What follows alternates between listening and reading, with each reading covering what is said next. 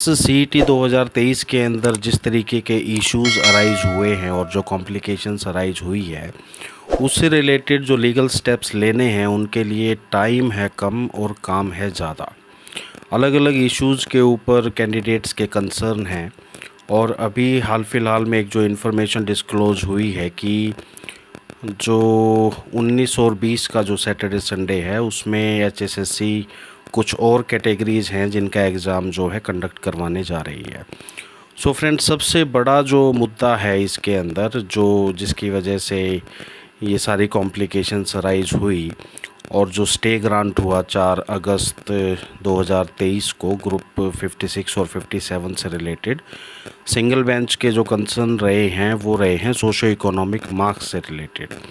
So friends, सारी चीज़ें जो अब तक सामने आई हैं, एजी साहब की, एडवोकेट जनरल की जो स्टेटमेंट जो आई है डीबी के सामने, जो उन्होंने परमिशन ली एग्ज़ाम की विद द कंडीशन कि वो रिज़ल्ट को डिस्क्लोज़ नहीं करेंगे, रिज़ल्ट को डिक्लेयर नहीं करेंगे। सो वहाँ पर एक स्टेटमेंट एडवोकेट जनरल ने दी है कि इतने लार्ज नंबर ऑफ़ कैंडिडेट्स का इस स्टेज के ऊपर डॉक्यूमेंट वेरिफिकेशन करवाना पॉसिबल नहीं है और फाइनल स्टेज के ऊपर ही वो डॉक्यूमेंट वेरिफिकेशन करवाएंगे। तो उसका जो इफ़ेक्ट है, जैसे कि मैंने कल डिस्कस किया था और उस वीडियो को डिटेल से आप देखें, डिटेल से आप समझें तो सारे मुद्दे, सारे इश्यूज़ आपको समझ में आएंगे। उसका लिंक मैं डिस्क्रिप्शन के अंदर प्रोवाइड करवा रहा हूं, तो जो कैंडिडेट्स इस मुद्दे को और गहराई से समझना चाहते हैं वो उस वीडियो को ध्यान से देखें, हर चीज़ को ध्यान से समझें। सो फ्रेंड्स, जैसे कि मैंने आपको बताया कि टाइम कम है और काम है ज़्यादा, और इसके अंदर जो सबसे पहला स्टेप है वो है कि इसी तरीके की प्रॉब्लम आगे आने वाले एग्ज़ाम्स के अंदर ना हो, उन चीज़ों को रोकना। और उसके लिए सबसे ज़रूरी ये है कि जो 19-20 का जो एग्ज़ाम डिक्लेयर एचएसएससी करने जा रही है अलग अलग ग्रुप्स के लिए, वहाँ पर जो मेरिट लिस्ट तैयार की जाए वो बग़ैर सोशो इकोनॉमिक मार्क्स को कंसीडर किए जो है वो तैयार की जाए, क्योंकि ये जो सारी प्रॉब्लम है ये सोशो इकोनॉमिक मार्क्स की वजह से अराइज हो रही है। कुछ ऐसे कैंडिडेट्स हैं जिन्होंने फ़ॉल्स क्लेम किया है और ऐसे काफ़ी कैंडिडेट्स हैं जिन्होंने फ़ॉल्स क्लेम किया है, और जो अभी ग्रुप 57 और 56 की जो मेरिट लिस्ट आई है उसमें भी ऐसे कैंडिडेट्स ने अभी एग्ज़ाम दिया है। तो ऑब्वियसली ये जो स्टेप्स हैं ये उन कैंडिडेट्स के फेवर के स्टेप्स नहीं हैं, उनको शायद इस चीज़ से प्रॉब्लम भी हो, लेकिन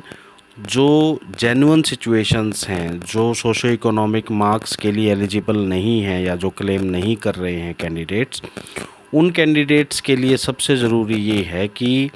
जो मेरिट लिस्ट मेंस के लिए तैयार हो अब आने वाले ग्रुप्स के लिए, वहाँ पर सोशो इकोनॉमिक मार्क्स को कंसिडर किए बगैर मेरिट लिस्ट जो है वो तैयार की जाए। तो ये एक कोशिश है। अब 17-18 तारीख से पहले जो फ्राइडे पड़ेगा तब तक इस पिटीशन को लिस्ट करवाकर इसके अंदर कोर्ट की तरफ से कुछ ना कुछ पॉजिटिव डायरेक्शंस जो हैं वो इशू हों, और अगर इसी तरीके से merit list socio economic marks को ऐड करके एचएसएससी जारी करके अगर आगे एग्ज़ाम लेना चाहे तो उनके अंदर, सबके अंदर ये कंडीशन ये हो कि रिज़ल्ट डिक्लेयर नहीं होगा जब तक ये इश्यूज़ कोर्ट डिसाइड नहीं करेगी। सो फ्रेंड्स, जो भी इस पॉइंट को सपोर्ट करते हैं, जो भी कैंडिडेट सीईटी क्वालिफाइड हैं, लगभग 3,68,000 कैंडिडेट्स ने सीईटी क्वालिफाई किया, जिसमें से 2,58,000 कैंडिडेट्स ने, जैसा कि मैंने आपको बताया कि 2,58,000 कैंडिडेट्स ने सोशो इकोनॉमिक मार्क्स को क्लेम किया है, यानी कि 1,10,000 कैंडिडेट ये प्लस 41,000 जिन्होंने विड्रॉ किया, तो लगभग 1.5 लाख के करीब ऐसे कैंडिडेट्स हैं जो सोशो इकोनॉमिक मार्क्स को क्लेम नहीं कर रहे हैं, और सोशो इकोनॉमिक मार्क्स के बेसिस के ऊपर जो मेरिट लिस्ट तैयार करी जा रही है वो उससे इफ़ेक्टेड है। सो आप लोग ही वो हैं जो इससे इफ़ेक्टेड हैं, जो अभी कट ऑफ गई है। आपको पता है कि अगर सोशो इकोनॉमिक मार्क्स के बेसिस के ऊपर मेरिट ना बनाई जाती तो 5 से 10 नंबर की रेंज के अंदर जो कैंडिडेट्स आ रहे हैं और जो इस वजह से बाहर रह गए, जिनको roll number, admit card issue नहीं हुए, जो मेरिट लिस्ट में नहीं आए, वो सभी कैंडिडेट्स उन सभी कैंडिडेट्स को इस पेटिशन का बेनिफिट हो पाएगा। सो हमारी अभी जो कोशिश है, नेक्स्ट जो लीगल कोर्स है वो यही है कि 19-20 का जो एग्ज़ाम ये लोग HSSC जो कंडक्ट करवाने जा रही है, जिसकी डेट्स और मेरिट लिस्ट अभी आने वाले टाइम के अंदर इशू करेंगे, सो उसके अंदर भी इसी तरीके के इशू अराइज होंगे। तो सोशो इकोनॉमिक के बेसिस के ऊपर मेरिट जो है वो ना बनाई जाए और इस स्टेज के ऊपर बगैर सोशो इकोनॉमिक मार्क्स का बेनिफिट दिए मेरिट लिस्ट तैयार की जाए। जो भी एलिजिबल कैंडिडेट्स होंगे मेंस को जो क्वालिफाई करेंगे वहाँ पर उनको उस चीज़ का बेनिफिट दे दिया जाए, जो कि इन मार्क्स को देने का जो पर्पस है, जो बेनिफिट ऐसे लोगों को देना ज़रूरी है जो कि सोशो इकोनॉमिकली वीक हैं, उन फैक्टर्स की वजह से जिन फैक्टर्स के लिए इन मार्क्स को दिया जाता है। सो फ्रेंड्स, सेकंड जो पिटीशन है वो है कैंसलेशन ऑफ एग्ज़ाम। जो 56 ग्रुप का जो एग्ज़ाम मंडे को कंडक्ट हुआ, जो पहले सैटरडे को कंडक्ट होना था लेकिन स्टे की वजह से कंडक्ट नहीं किया गया। सो अब जो 56 का जो एग्ज़ाम हुआ है उसके अंदर संडे को जो 57 ग्रुप का एग्ज़ाम हुआ था उसमें से 40-42 के करीब जो क्वेश्चंस हैं वो रिपीट किए गए हैं। तो ऑब्वियसली जिन कैंडिडेट्स ने 57 ग्रुप का एग्ज़ाम दिया था उन कैंडिडेट्स के लिए ये एक एज उनको मिली है, उसका बेनिफिट जो है उनको मिला है। तो एक अनड्यू एडवांटेज जो अगले ही दिन जो एग्ज़ाम होना है उसके अंदर इस तरीके से अगर इतने क्वेश्चन रिपीटेड हों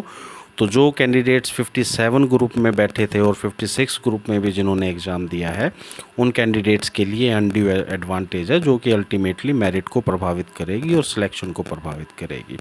सो सेकंड जो पिटीशन है ग्रुप पिटीशन, वो इस पॉइंट के ऊपर है कि 56 का जो एग्ज़ाम मंडे को लिया गया उसे कैंसिल किया जाए। इसके अलावा ये जो पिटीशन चलेंगी, अगर इसके बीच में अभी पुराने क्राइटेरिया के आधार के ऊपर ही अगर HSSC मेरिट लिस्ट तैयार करके एग्ज़ाम लेती है या लेने की कोशिश करती है तो उसके अंदर अलग अलग कैंडिडेट्स के कुछ इंडिविजुअल इश्यूज़ भी अराइज होंगे। किसी का कैटेगरी का अराइज होगा, कोई कह रहा है कि मैं एलिजिबल हूँ, मुझे मेरिट में शामिल किया जाए, उसके परमिशन के इश्यूज़ होंगे। तो वो केसेस, इंडिविजुअल केसेस अलग रहेंगे। अब जो ग्रुप जो पिटीशंस हैं जिसके अंदर लार्ज नंबर ऑफ़ कैंडिडेट्स को ज्वाइन करना चाहिए, देखिए सिर्फ बातें करने से बात नहीं बनेगी। इश्यूज़ हैं, इश्यूज़ को सिर्फ ऑनलाइन सोशल मीडिया प्लेटफॉर्म्स के ऊपर डिस्कस करते रहो, उससे बात नहीं बनेगी। कैंडिडेट्स के लिए ये वैकेंसीज़ हैं, कैंडिडेट्स के इशू हैं। लॉयर एक ज़रिया है आपके सॉलिड अच्छे बेस वाले मुद्दों को कोर्ट के सामने रखने के लिए, और एज पर लॉ उनके अंदर उन इश्यूज़ की कंसिडरेशन हो। ये एक रिप्रेजेंटेशन आपकी लॉयर के थ्रू होती है। एक लॉयर जो है वो आप लोगों के लिए एफ़र्ट कर सकता है, लेकिन पिटीशंस तो आपको ही ज्वाइन करनी होंगी। सो ये एक सबसे बड़ा मुद्दा जो है वो है, क्योंकि जो सारे हैं स्टूडेंट्स हैं, एक फ़ीस का काफ़ी बड़ा मुद्दा है कि कैंडिडेट्स जो हैं वो इंडिविजुअल कोई भी स्टेप नहीं लेना चाहता, क्योंकि अगर वो किसी पिटीशन को ज्वाइन करेगा, उसमें पार्टिसिपेट करेगा, तो ऑब्वियसली उसको फ़ीस पे करनी पड़ेगी। तो यहाँ पर मैं क्लियर करना चाहता हूँ आप लोगों के लिए कि ये जो दो पिटीशंस हैं, एक तो कैंसिलेशन ऑफ ग्रुप 56 का एग्ज़ाम और एक जो ये सेकंड पिटीशन है कि सोशो इकोनॉमिक्स के मार्क्स को इंक्लूड ना किया जाए मेरिट लिस्ट को बनाते हुए, और अब इसे एक्सक्लूड करके मेरिट लिस्ट बनाई जाए और as per that merit list exam जो है वो लिया जाए। इन पिटीशंस के अंदर जो भी कैंडिडेट ज्वाइन कर रहे हैं, मेरी तरफ से फ़ीस की कोई भी कंपल्शन जो है इन कैंडिडेट्स के लिए नहीं है। जो कैंडिडेट विलिंग है, जो कैंडिडेट कैपेबल है, वो 1000 रुपीज़ पर पिटिशनर डॉक्यूमेंटेशन चार्जेस जो है वो कंट्रीब्यूट कर सकता है। उसके अलावा जो कैंडिडेट्स को जिन कैंडिडेट्स को फाइनेंशियल प्रॉब्लम है, जो कैंडिडेट फ़ीस जो है 1000 रुपीज़ भी अगर उनके लिए डिफ़िकल्ट है, सो वो सिर्फ़ एक मैसेज मुझे सेंड कर दें कि वो ज्वाइन करना चाहते हैं और they are not capable of making the payment of documentation charges, right. So as I stated yesterday also, strength सबसे ज़्यादा ज़रूरी है। इस स्टेज के ऊपर स्टेप्स लेने जो हैं वो सबसे ज़्यादा ज़रूरी हैं, और स्टेप्स जो है वो कैंडिडेट को ही लेने होंगे। So friends, maximum of you जो कि इन मुद्दों को सपोर्ट करते हैं, जो कि इन इश्यूज़ से इफ़ेक्टेड हैं, वो इस पेटिशन को ज्वाइन करें और मेरे ऑफिस नंबर 7986657694 पर अपनी डिटेल्स जो हैं, सीईटी का आपका रोल नंबर,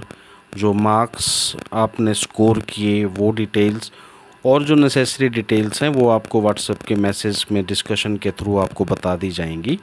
तो जो भी कैंडिडेट्स इन दोनों पेटिशन को ज्वाइन करने के इच्छुक हैं, करना चाहते हैं,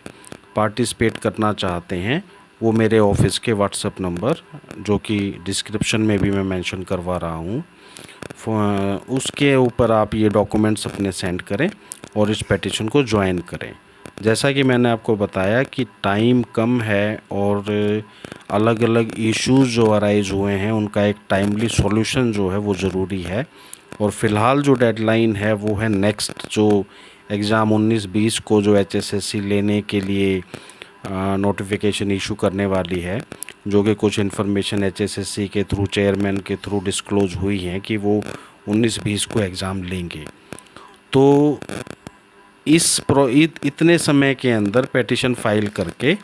और इसके ऊपर 19-20 से पहले कोई डायरेक्शंस, ऑर्डर या स्टे ऑर्डर जो है कोर्ट की तरफ से आए, और अगर आगे आने वाले ग्रुप्स की मेरिट भी इसी तरीके से तैयार की जाती है तो कोर्ट उसको या तो कंडीशनली परमिट करे कि रिजल्ट डिक्लेयर नहीं किया जाएगा जब तक कि सारे इश्यूज़ जो हैं वो कोर्ट उनको एड्रेस ना कर ले, और या फिर एग्ज़ाम के ऊपर ही स्टे हो। So friends, I hope that maximum of you will understand the issue, will have the clearance about the issue, and you will take the steps to join the petition. और जो भी conditions रहेंगी, जो भी cases की situation रहेंगी, वो सारी चीज़ें इस YouTube channel easy legal talks पर मेरी तरफ से डिस्कशंस आपको मिलती रहेगी, इन्फॉर्मेशन मिलती रहेगी। So to get the updates of the information directly on your mobile, you can subscribe this channel and you can press the notification also। और इस वीडियो को आप जो इफ़ेक्टेड कैंडिडेट्स हैं उनके साथ शेयर करें ताकि उनको इन्फॉर्मेशन मिले। और जैसे मैंने आपको बताया कि प्रयास ये है कि लार्ज नंबर ऑफ़ कैंडिडेट्स जो हैं इस पेटिशन को ज्वाइन करें। एंड आई रिपीट, कंट्रीब्यूशन आपके लिए ऑप्शनल है। 1000 रुपीज़ डॉक्यूमेंटेशन चार्जेस आप कंट्रीब्यूट करना चाहें वो आपकी अपनी कैपेसिटी है, अपनी इच्छा है। हमारी तरफ से जो लोगों ने एक्सपेक्टेशंस की हैं, जिनके मैसेजेस आए हैं काफ़ी कैंडिडेट्स के, उन सभी कैंडिडेट्स के लिए गुड विल जेस्चर है, एक हमारी तरफ से एक हेल्पिंग हैंड है कि इस स्टेज के ऊपर जो भी लीगली फिजिबल है वो इन कैंडिडेट्स के लिए किया जाए, ताकि जो एलिजिबल कैंडिडेट्स हैं और जो इफ़ेक्टेड कैंडिडेट्स हैं उन्हें मैक्सिमम तो इस एग्ज़ाम के अंदर अपीयर होने की परमिशंस ग्रांट हो सकें। और ये जो मेरिट लिस्ट जो तैयार हो रही है ये बगैर सोशो इकोनॉमिक मार्क्स को कंसिडर किए तैयार जो है वो की जाएं। और जो लास्ट एग्ज़ाम 56 के जो कैंसिलेशन के जो स्टेप्स हैं वो LPA के अंदर जो सरकार जो गई है, HSSC जो LPA फाइल की है HSSC ने, वहाँ जो लीगल प्रोसीडिंग्स होंगी वहाँ पर भी इसको चेक किया जाएगा। वहाँ पर भी सफिशिएंट ग्राउंड्स हैं कि इन एग्ज़ाम्स को कैंसिल किया जाए। लेकिन ये 42 क्वेश्चंस जो रिपीट हुए हैं और जो कुछ एडिशनल ग्राउंड्स हैं जो बाद में अराइज हुए हैं, ऑब्वियसली उनको कोर्ट के सामने लाना जो है that is very much required. और जो भी कैंडिडेट्स इससे इफ़ेक्टेड है, जो चाहते हैं कि एग्ज़ाम कैंसिल हो, और ये जो है अगर एक तरीके से जो ग्रुप 57 के साथ जो प्रॉब्लम क्रिएट हो सकती थी वो ग्रुप 56 में क्रिएट हो गई, क्योंकि ग्रुप 56 का एग्ज़ाम अगर सैटरडे को कंडक्ट हो जाता तो ये रिपीटेड क्वेश्चन ग्रुप 57 वाले संडे के एग्ज़ाम में मिलते हैं आपको। लेकिन चूंकि सैटरडे को ग्रुप 56 का एग्ज़ाम पोस्टपोन करके, जो कि पहले कैंसिल हो गया था, उसको पोस्टपोन करके मंडे के लिए जो है फ़िक्स किया गया और ये क्वेश्चन पेपर मंडे को ओपन हुआ। तो अब ये प्रॉब्लम 57 की बजाय 56 ग्रुप के कैंडिडेट्स की है। सो फ्रेंड्स,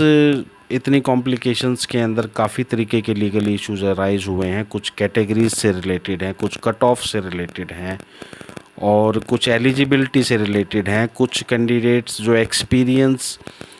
बेस्ड जॉब्स हैं वहाँ पर भी एक ओपन मेरिट जो है वो तैयार की गई है ग्रुप्स के अकॉर्डिंग, जबकि एक्सपीरियंस कैंडिडेट्स के लिए अलग से जो है आपकी मेरिट लिस्ट जो है वो तैयार होनी चाहिए थी उन पोस्ट के लिए। और कुछ टेक्निकल नॉन टेक्निकल पोस्ट का इशू है कि जो टेक्निकल पोस्ट हैं उनके लिए इवन कि जो सीईटी भी हुआ था वहाँ पर भी जनरल टाइप के क्वेश्चंस जो है आए थे, जिसकी कि एक एडवांटेज जो नॉन टेक्निकल ग्रुप के जो कैटेगरीज के जो कैंडिडेट्स थे उनको मिला है। सो ये सारे इश्यूज जो हैं ये अब रिड्रेस होंगे। जिस हिसाब से भी कैंडिडेट्स आएंगे, जो भी आपके अपने लॉयर्स हैं जिनके साथ आप संपर्क में हैं, जहां पर आप इशू रेज कर रहे हैं, सो कैंडिडेट्स अपनी सुविधा के हिसाब से, अपनी जो अवेलेबल इन्फॉर्मेशन है उसके हिसाब से अपने जो भी चॉइस ऑफ एडवोकेट है उनके साथ आप संपर्क करें, अपनी पेटिशंस फाइल करवाएं, ताकि जो सारे मुद्दे हैं और जो इफ़ेक्टेड कैंडिडेट्स हैं उनकी ग्रीवियंस कोर्ट के सामने आए और रिड्रेस हो सके। सो अल्टीमेटली ये सारे के सारे मुद्दे एक पेटिशन में बंच होकर और कोर्ट इनकी सारे मुद्दों की सुनवाई करके तब डिसाइड करेगा कि इनका रिज़ल्ट जो है वो डिक्लेयर होना चाहिए, नहीं होना चाहिए, एग्ज़ाम जो है वो कैंसिल होना चाहिए या नहीं होना चाहिए, मेरिट लिस्ट जो है उसके अंदर सोशो इकोनॉमिक ऐड होने चाहिए, नहीं होने चाहिए। तो अगर एचएसएससी किसी भी तरीके से जल्दबाजी के अंदर अब इन इश्यूज़ को इग्नोर करते हुए अगर इसी तरीके से मेरिट लिस्ट बनाकर एग्ज़ाम कंडक्ट करने की कोशिश करती है तो वो सब्जेक्ट टू चैलेंज रहेंगे। आप जो भी कैंडिडेट इफ़ेक्टेड हैं, you send your information to my office number, WhatsApp number 7986657694, जो कि डिस्क्रिप्शन में भी प्रोवाइड किया गया है। और इसके अंदर आप ये ना सोचें कि अगर इन मुद्दों के अंदर आप ज्वाइन होते हैं तो आपको अकेले को फाइनेंशियल बर्डन, पेटिशन के जो चार्जेस हैं वो आपको बियर करने पड़ेंगे। मेरी ऑफिस की तरफ से एक सपोर्टिंग हैंड आप लोगों के लिए है। जो candidates, maximum number of candidates जो इफ़ेक्टेड हैं वो इन पेटिशंस को ज्वाइन करें और दूसरे कैंडिडेट्स के लिए वो रिलीफ लाने का एक साधन रहेंगे। And we will do all our efforts to get a positive order कि एक जो इफ़ेक्ट है एलिजिबल कैंडिडेट्स का जिनको एडवर्स इफ़ेक्ट हुआ है उन सारों की जो कोज की जो इशू उनका है उसकी रिड्रेसल कोर्ट के द्वारा हो सके। So friends, share this video with the affected candidates और ये नॉलेज आप सारे कैंडिडेट्स की, ये जो इन्फॉर्मेशन है ये सारे कैंडिडेट्स की नॉलेज में आप वीडियो शेयर करके लेके आएँ ताकि स्टूडेंट्स जो हैं वो इससे रिलेटेड स्टेप्स लें। और बाकी चीज़ें जो मैंने इसके अंदर क्लियर की है that will go accordingly. So friends, that's all for today. Have a nice time and take care of yourself.